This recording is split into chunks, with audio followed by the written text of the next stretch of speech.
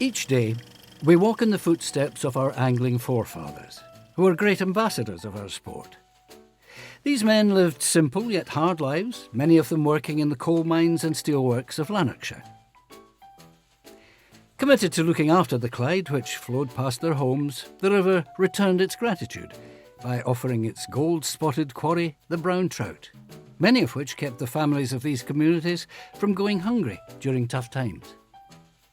A lot of water has gone under the bridge since these tough times. Many things have changed. But like the habit of anglers looking over bridges, searching the water for feeding fish, the ethos to protect the river and its inhabitants is still at the heart of the association's work today. Now, let's be honest, fishing's not a matter of life and death. It's much more than that. It's a way of life.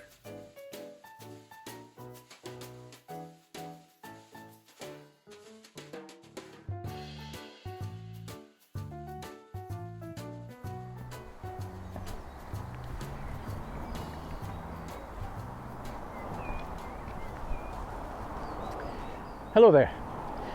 It's been some 54 years since Bob Templeton and friends stood here on the bridge at Mauldslie on the River Clyde, documenting the work done by the United Clyde Angling Protective Association. It's been a real honour to help resurrect this film, which I hope you're going to enjoy, and I also hope that you'll continue to support the work of the association. I wonder what the next 54 years will bring, eh? Let's hope lots of tight lines.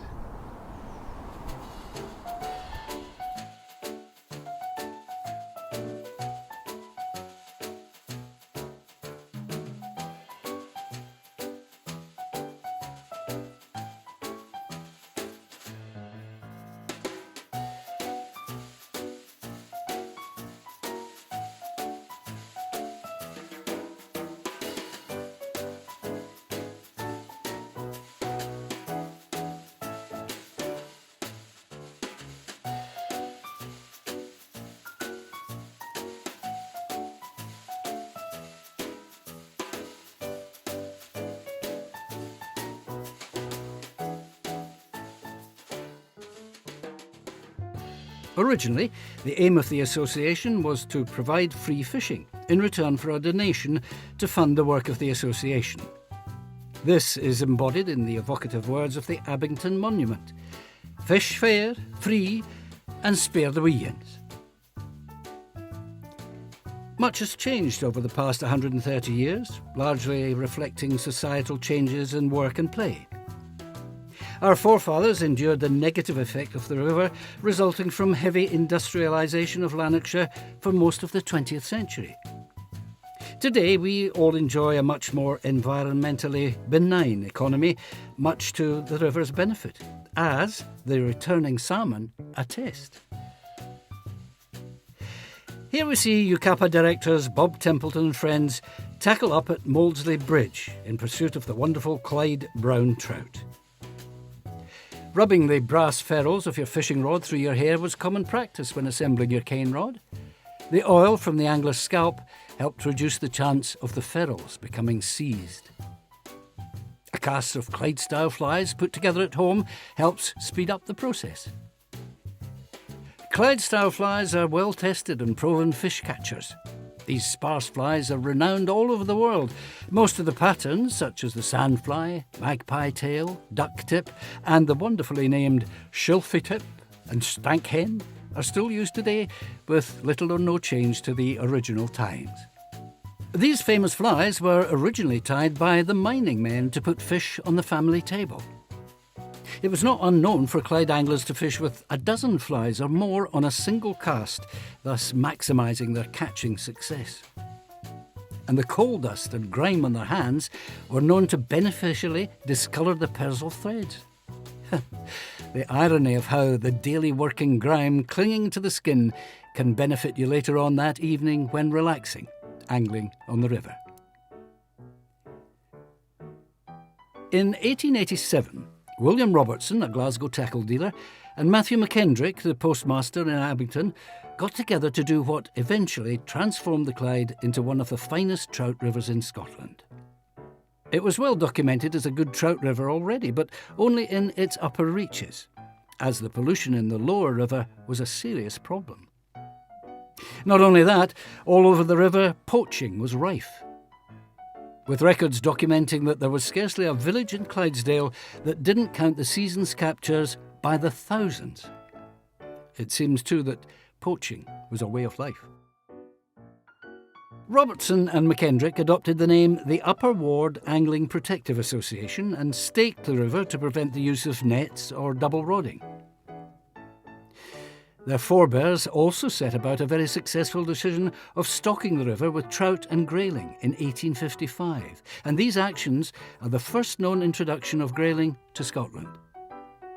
Then, in 1922, they merged with a newly formed association based in Motherwell. This was called the Middle Ward Angling Protective Association, and together the two became known as the United Clyde Angling Protective Association, or UCAPA for short, and to this day it controls angling on 120 bank miles of river. Stocking the hatchery was a yearly priority, and here we see a team of keen volunteers kitted out in oilskins and rubber waders, gathering on a local feeder burn in readiness to capture trout which had run up this burn to spawn. This was usually immediately after the first frost of November. The volunteer members assembled with nets and buckets to intercept these running fish. Now, although shown in daylight for the film, catching the broodstock was usually carried out at night. And wisdom indicated that the objective was always to intercept that first run of trout, as it was known that many of the eggs first laid would be spoiled by the overcutting of the reds by subsequent runs. Having placed barrier nets across the river, most of the team set about vigorously thrashing the water with poles, driving the trout downstream towards the carefully set trap. And very soon they had several dozen fine henfish, which were gently persuaded to release their valuable cargo of eggs.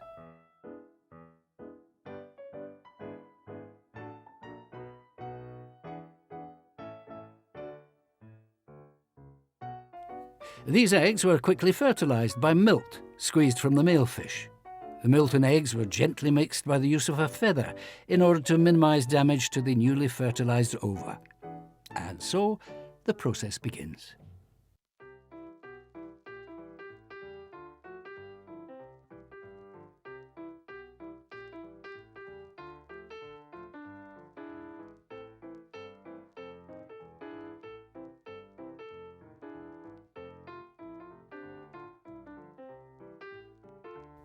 The precious cargo of around 250,000 eggs were then transferred to the hatcheries for them to develop.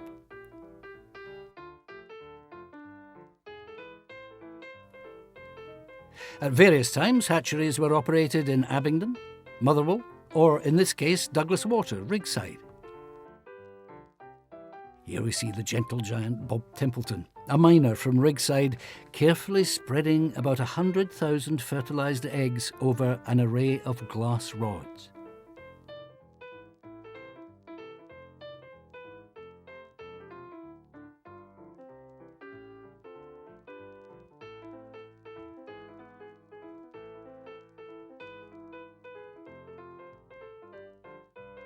And this diagram shows how the water from the burn was tapped off some distance upstream and diverted into the hatchery and made to run over the trays, which were built at a comfortable height for the hatchery attendant. The fresh, clean water would pass over the precious eggs until they hatched. This took several months depending on the water temperature, or was simply calculated as 100 day degrees. Rigside Pit can be seen from the hatchery, with the hatchery itself probably not even noticed by passing cars.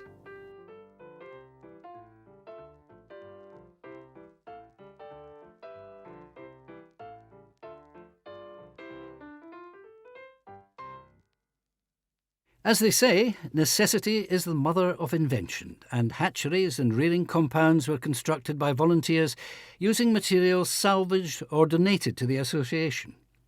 For example, old curbstones salvaged from the building of the then new M74 motorway were used to build the compounds at Abington, and Old army blankets were adapted to filter the water entering the hatcheries. Thus, thrifty financial management ensured that costs were minimised on these projects to maintain affordable permit prices.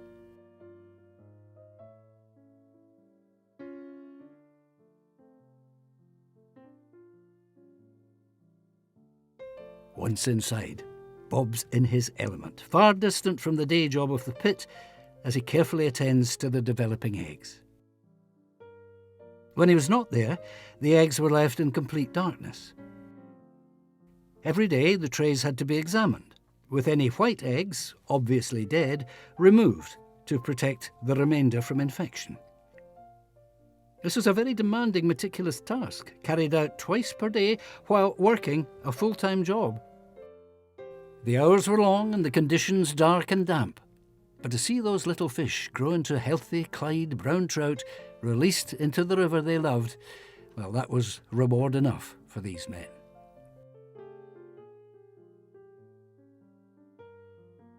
Meanwhile, several miles away in Abington, a rearing pond was receiving some much-needed attention. Once a Victorian curling pond, it was adapted to serve a quite different function, as if it was meant to be.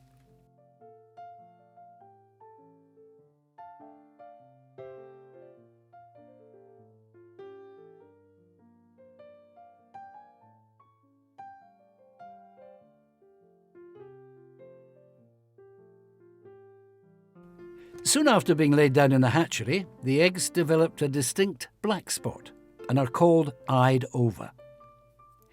Gradually, the rest of the young trout forms, as can be seen in this drawing, circled around the yolk sac, which provides the initial food for the developing fry. When ready, the young trout are now called an alevin, and it will break free from the egg but continue to feed from the yolk sac.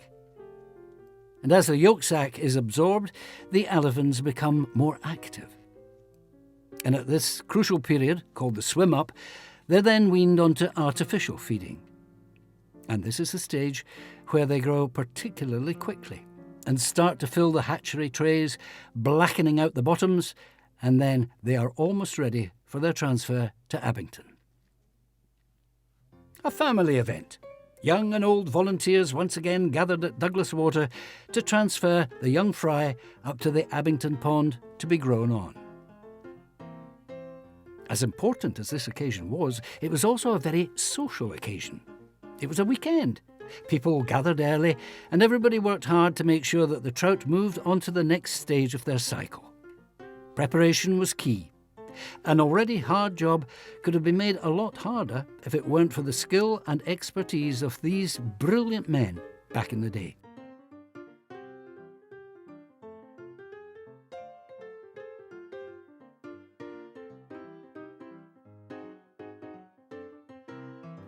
A simple method of collecting the small fish was to siphon them from the trays, hoovering them and causing them no harm. Along the pipe they went, down into the bucket, to be transferred outside to the carboys. For the first time in their lives, the fish were moved outside and transferred into the traditional way of moving fish from location to location in these glass carboys, encased in steel baskets packed with straw for protection. And many a Highland loch was stocked in exactly the same way more than a century ago. Speed was of the essence, to ensure the least distress possible to the precious young fry.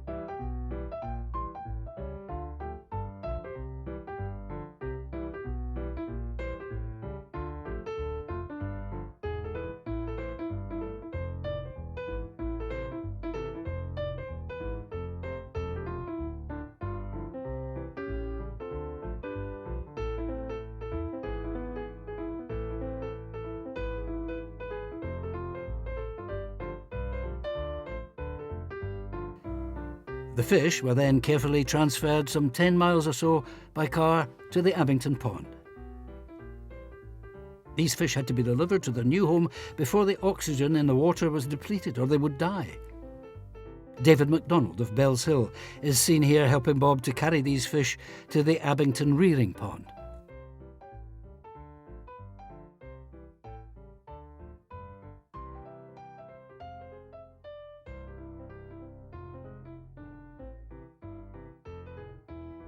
And the temperature of the water in the carboys had to be slowly modified to match that of the water in the pond to prevent killing the delicate trout with thermal shock. And when the conditions were right, the fry were then introduced to the rearing compound, put in the care of the rearing pond attendant Andrew Somerville, who happened to live just over the fence from the pond.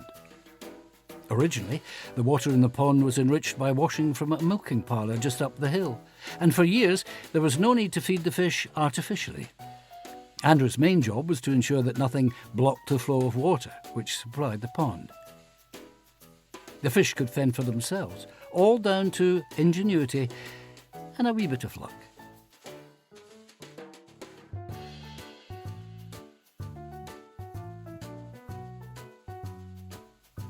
The vital work was now complete, and the hatchery would be put into mothballs for the summer. The glass rods were taken to a place of safety, and the rest of the equipment removed and allowed to dry out, thus killing off any potentially harmful bacteria or fungus that might otherwise have harmed the eggs the following winter.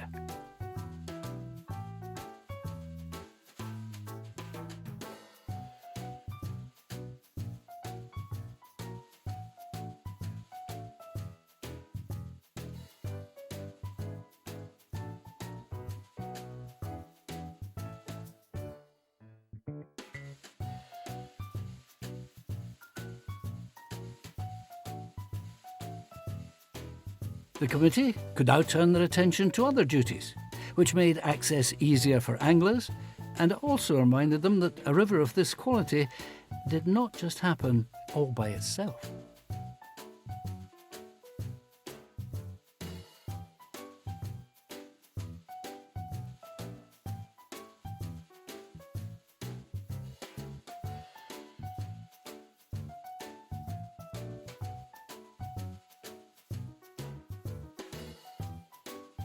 Most anglers were aware of the work being done for their benefit, and in October the tranquillity of the Abington pond was disturbed when 40 or 50 keen Clyde anglers turned up to help with the liberation, the release of the trout. The dapper chappie is Tommy Matthey, who served in several roles in the association, including that of chairman. A sluice has been opened and the water drawn off through nets into a deep manhole. The developed fry, some of which are already great trout, were passed up to waiting hands above and washed in buckets, and the trout fry then taken to waiting metal milk churns to be transported to the river. It's a slow job at the start, but as the water level falls and the fish hold back, all of a sudden the fish start coming out in droves, and eventually they get the buckets full.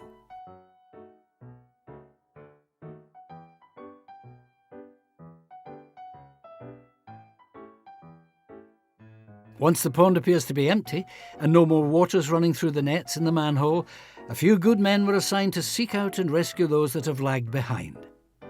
It's a dirty job, but somebody has to do it. Every fish is valuable and they all have to be found.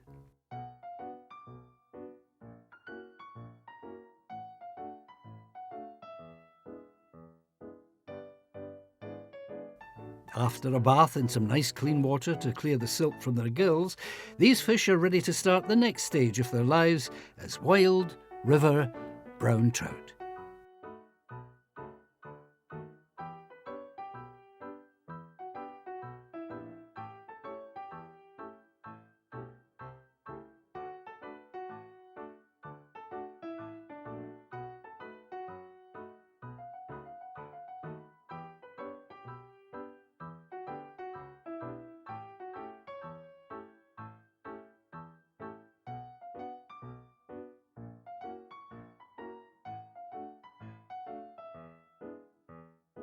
Once on location, plastic buckets are easier to carry than metal churns, and small numbers of trout fry were quickly spread throughout something like 32 miles of river. For many years, ordinary working men carried on the traditions of William Robertson and Matthew McKendrick. Alevins a few weeks old, 6-month fry, and when a second rearing pond was available, 18-month-old par were used to supplement the natural stock of a river in which it was deemed acceptable to take a fish of 9 or 10 inches in length. Today, the association has no hatcheries or rearing ponds at their disposal, and the committee, now called directors but still ordinary working men, impose a minimum size limit of 12 inches and a bag limit of 2 trout a day. It did not take long for anglers to realise that, if left to grow, the Clyde trout could become magnificent specimens.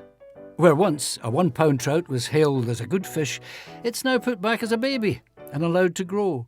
And every year, trout of 2, 3, 4 and 5 pounds and more are caught. And most sporting anglers are happy to put them back into the Clyde to grow and, more importantly, to breed, as nature intended them to do.